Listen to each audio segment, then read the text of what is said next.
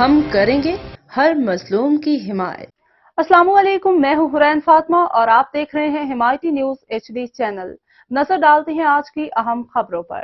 آئی cube Qamar کی کامیاب launching, Pakistan کی ایک اور سیٹلائٹ خلا میں بھیجنے کی تیاری۔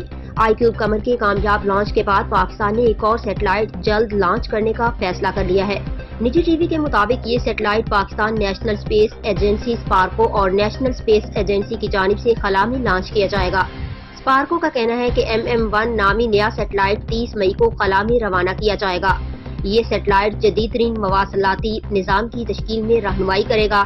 سیٹلائٹ ٹیلی کام سیکٹر کی بڑھتی ہوئی ڈیمانڈ کو پورا کرنے کی صلاحیت رکھتا ہے۔